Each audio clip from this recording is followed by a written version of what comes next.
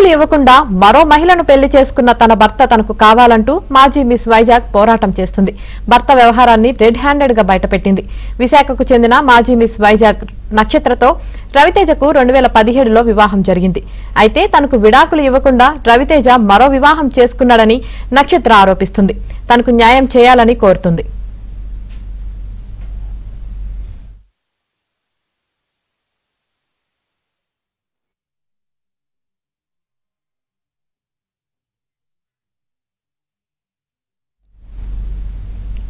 ఇదే విషయానికి సంబంధించి మరింత సమాచారం మా ప్రతినిధి సతీష్ అందిస్తారు లైవ్ లో. సతీష్, యామిని పెళ్లి కాకముందు నక్షత్రది ఒక అందమైన జీవితం, రంగుల ప్రపంచం. పెళ్ళైన తర్వాత ఎవరైతే కట్టుకున్న భర్తే ఉన్నాడో ఆయన ద్వారా ఆమె ఈరోజు రోడ్డున పడిందని చెప్పుకోవచ్చు. ప్రస్తుతం తనకు న్యాయం చేయాలంటూ కూడా పోలీసులు ఆశ్రయించింది. కానీ ఆమె చాలా తెగువ చేసింది. ఈరోజు వేరే మహిళతో తన భర్త ఉంటుండగా రెడ్ హ్యాండెడ్గా పట్టుకొని పోలీసులకి అప్పగించింది. ప్రస్తుతం ఆమె పరిస్థితి ఏంటి, తన భర్తతో ఉన్న విభేదాలు ఏంటి అనేది ఆమె మాటలో తెలుసుకుందాం. నక్షత్రం, మీరు చెప్పండి, అసలు మీకు ఆయనకి ఎప్పుడు పరిచయం అయింది? మీ ఇద్దరికి ఎక్కడ మీ ట్రాన్సాక్షన్ రిలేషన్ మొదలైంది? సార్ 2015లో మా మ్యారేజ్ అయింది సార్. 2015లో మ్యారేజ్ అయింది, 2016లో పాప పుట్టింది సార్. మ్యారేజ్ అయినప్పటి నుంచి ఎక్కువ డౌరీ సార్, ఎక్కువ మనీ తీసుకురమ్మని పేరెంట్స్ని అలాగా ఫోర్స్ చేయమని చెప్పి నన్ను అలాగా హెరాస్ చేసేవాడు. ఫోన్లో ఇంకేం చేస్తాం, మరి తప్పదన్నట్టు ఇంకా అలాగే అదే అయ్యేది సార్. మా మమ్మీ వాళ్ళు డబ్బులు ఇచ్చేవాళ్ళు, ఇలాగే వాడు పబ్బం గడిపేసేవాడు. సరే ఇంకొన్ని రోజులకి ఏంటయిందంటే కరెక్ట్గా కోవిడ్కి ముందు సార్ ఫుల్ పబ్జీ గేమ్స్ ఆడేసి ఆ పబ్జీలో అమ్మాయిని ట్రాప్ చేసేసి రాత్రులంతా పడుకోడు సార్. పబ్జీలో ఆడతాడు, తెల్లవారులంతా పడుకొని ఆఫీస్కి వెళ్ళాడు అనమాట. అది నేను ఒకసారి క్వశ్చన్ చేశాను సార్. అలా క్వశ్చన్ చేసినందుకు నన్ను ఇలా కాల్ చేశాడు శుభ్రంగాని. ఒకసారి అలాగే ఒక అమ్మాయితోని ఇలాగా వేరేగా మాట్లాడడం నేను రికార్డ్ విన్నాను సార్. ఆ రికార్డ్ వినేసి ఎందుకు ఆ అమ్మాయితో అట్లా మాట్లాడేవి అన్నందుకు కాళ్ళే ఎరగొట్టేశాడు. ఫస్ట్ లో నుంచి తోసేశాడు సార్ నన్ను. ఒకటి కాదు రెండు కాదు సార్, ఈ అబ్బాయి చేసింది నాకు ఇదిగోండి. పెళ్లికి ముందు, మీ ప్రేమించక ముందు ఈ వ్యవహారాలు మీకు దృష్టికి రాలేదా? సార్ తెలీదు. పెళ్లికి ముందు నాకు అసలు ఏం తెలియదు. పెళ్లికి ముందు అంత వెంకటేశ్వర స్వామి మాలలు వేసేసుకొని నా అంత పతివ్రత లేదు అసలు. నేను అంత లాయల్గా ఎవరికి ఉండను. సింపతి క్రియేట్ చేయించుకున్నాడు సార్ తన మీద, తన సింపతి. ఇంకా అవన్నీ జరిగిపోయాయి సార్. పోనీ ఇదంతా అయిపోతుంది ఒకేలా అన్నప్పటికీ ఇంకా ఆఫీసులకి వెళ్ళకపోవడం, తర్వాత ఈ అబ్బాయి ఇల్లీగల్ అఫైర్స్ గురించి నేను తెలుసుకోవడం. సరే ఇంకా ఇది ఇలా కొనసాగుతున్నప్పుడు కోవిడ్ టైంలో కరెక్ట్గా తాయిస్ ఇంటికి వచ్చేది సార్. ఫోన్ చూస్తే మొత్తం అన్నీ ఆ ఇల్లీగల్ అఫైర్స్ గురించి రికార్డింగ్స్ చాలా వర్స్ట్గా ఉన్నాయి సార్.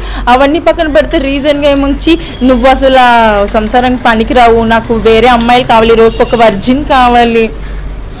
భర్త ఒక భార్యతో ఈ విషయం చెప్తుంటే చెప్పిన రికార్డ్స్ ఉన్నాయి, నేను అదంతా మీడియాకి సబ్మిట్ చేశాను సార్.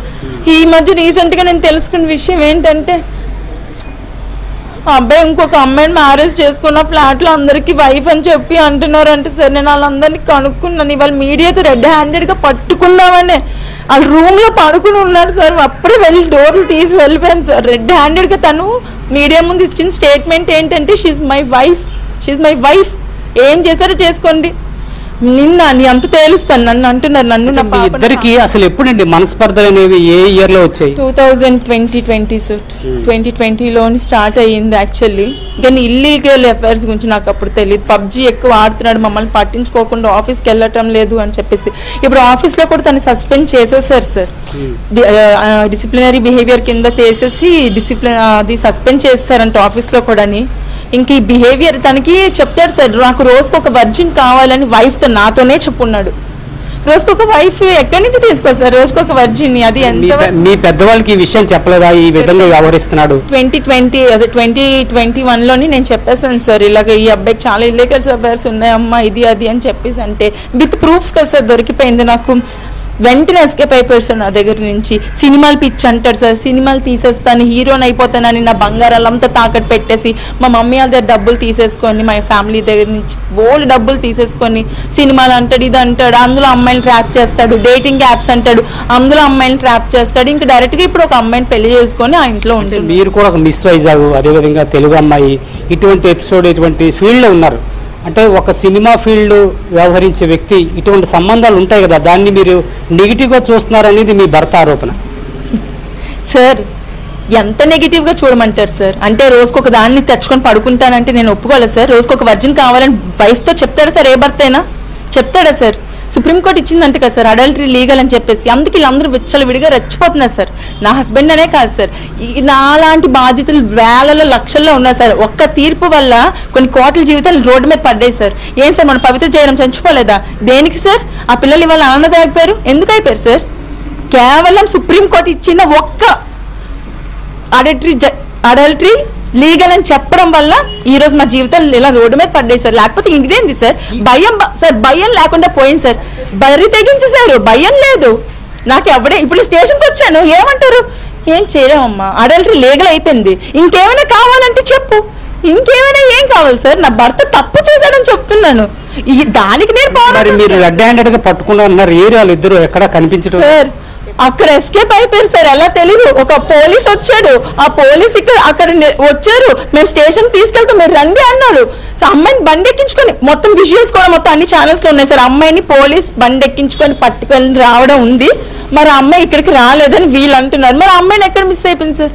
సైడ్ చేస్తారు. నాకు తెలుసు సార్, మీడియా నుంచే నాకు ఈ మాత్రమైనా సపోర్ట్ వచ్చింది. నేను ఈ రోజు నిలబడి మాట్లాడగలంటే కేవలం మీడియా వల్లే సార్. పోలీస్ స్టేషన్కి వచ్చానా తారుమార్ అయిపోద్ది. నేను లోన అదే మాట చెప్పాను, ఇక్కడ అదే మాట చెప్పాను, తారుమార్ అయిపోద్ది సార్.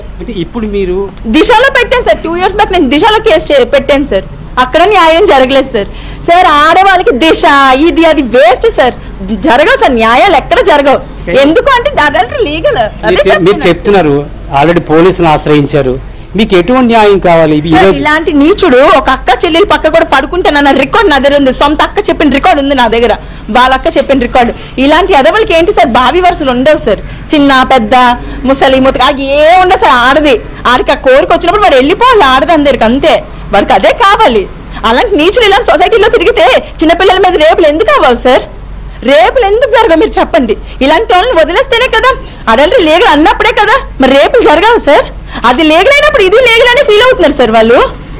ఎందుకు సార్ చిన్నపిల్లల మీద కానీ అమ్మాయిల మీద రేప్స్ ఎందుకు అవుతున్నాయి సార్? ఇలాంటి అదవాళ్ళని సొసైటీలో ఫ్రీగా వదిలేస్తున్నారు సార్. ఇప్పుడు దొంగతనం చేసిన ఒక రోజు ఉంచుతారు, ఇప్పుడు అరెస్ట్లే లేవంట కదా సార్. ఆన్లైన్ లో కూడా అమ్మాయిల కోసమే సెర్చ్ చేస్తాడా మీ భర్త? నాకు అది తెలియదు సార్. డేటింగ్ యాప్స్ లోని వాయిస్ కాన్వర్సేషన్స్ ఉంటాయి సార్. అరే అందమైన అమ్మాయిలు ఉంటే లైన్ కలపరా మీరండి అని చెప్పేసి అంటాడు. ఆ రికార్డ్స్ కూడా మన దగ్గర ఉన్నాయి, అన్ని ఉన్నాయి సార్. ఇప్పుడు మీకు ఎటువంటి న్యాయం కావాలని?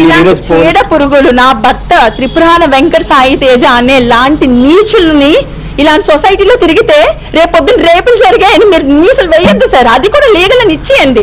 ఇంకెందుకు సార్? మాలని బాధ్యతలే మాకేం చేయలేము వదిలేండి. అడల్టరీ లీగల్ అంటున్నప్పుడు రేపులు జరిగినప్పుడు కూడా వదిలేయండి సార్. అది లీగల్ అయినప్పుడు ఇదే లీగల్ అంటున్నారు కదా సార్. అలాంటివి ఆగాలి అంటే ఇలాంటి నీచులకి పడాలి సార్, శిక్ష పడాలి. ఇలాంటి వాళ్ళు సొసైటీలో తిరగనివ్వకూడదు. తిరిగితే ఇంతే, నేను పడ్డాను అలాగే పడతారు, అంతే సింపుల్. ఏం లేదు, రోడ్ల మీద పడిపోయాయి మా లైఫ్లో, అంతే. ఇలాంటి అదవని తట్టుకున్నందుకు అంతే. రవితేజ లాంటి వ్యక్తుల్ని భర్తగా చేసుకోవడం నిజంగా అది నాకు చాలా శాపంగా మారింది చెప్తుంది. అదేవిధంగా ఇలాంటి నీచుల్ని వదలకూడదు, వారికి కఠిన శిక్షలు పడాలి. సుప్రీంకోర్టు ఏవైతే గైడ్ లైన్స్ ఇచ్చిందో వాటిని పునరాలోచించాలంటూ కూడా ఆమె ఆవేదన వ్యక్తం చేస్తున్నారు. Out studio.